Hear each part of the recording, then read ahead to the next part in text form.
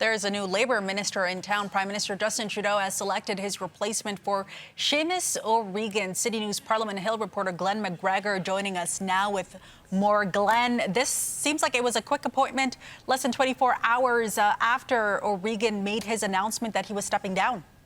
Yeah, there's a lot of expectation that Justin Trudeau was going to do a cabinet shuffle sometime this summer. This does not appear to be it. This is not even a mini shuffle, more like a micro shuffle. So Seamus O'Regan, long-serving Minister of Labour, and also a very good friend of Justin Trudeau's, deciding that for family reasons, he's going to retire, step down as cabinet minister. He will continue to serve as an MP for his riding in St. John's, Newfoundland, until the next election, and then he is out of politics. So the government today decided to replace Seamus O'Regan with Steve McKinnon, who is an MP from Gatineau, Quebec, just across the Ottawa River from here. And he has been, until now, serving as the interim House Leader. So he's responsible for dealing with the other parties on procedural matters and those kinds of things. He had been serving in that role while the permanent House Leader, Karina Gould, is on maternity leave. She's now back from the leave. And so the Prime Minister had to make a move with Mr. McKinnon and put him in the role. Here's what Steve McKinnon had to say about his now new job. My first priority is that the federal government be a facilitator to parties in collective bargaining to make sure that they get a deal.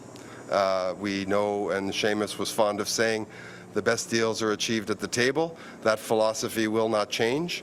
The mandate letter was, and this is how impressive Seamus was at executing, is of course largely complete. There are some minor things to continue to do. I will certainly pursue that work, but both on the Labour side and on the senior side, I believe that my job will be to ensure that the economy continues to allow for competitive businesses and allow for healthy workplaces where workers are well compensated, and try to achieve both of those objectives. That'll be my focus.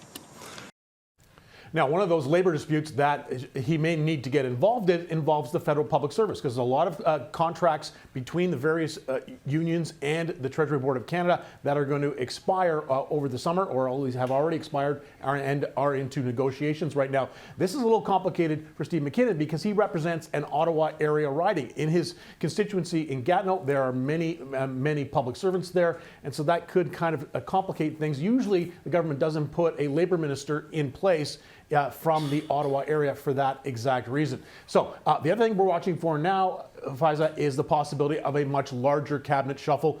We think Justin Trudeau is probably going to do something, move the front bench around, possibly move the Finance Minister, Chrystia Freeland, out, possibly replace him with Mark Carney if he decides to get involved in politics. But all that will likely happen later in August, right before a scheduled cabinet retreat in Halifax, Nova Scotia at the end of the month. Okay, the big story coming out of Ottawa today. Glen McGregor reporting for us. Thanks so much, Glen.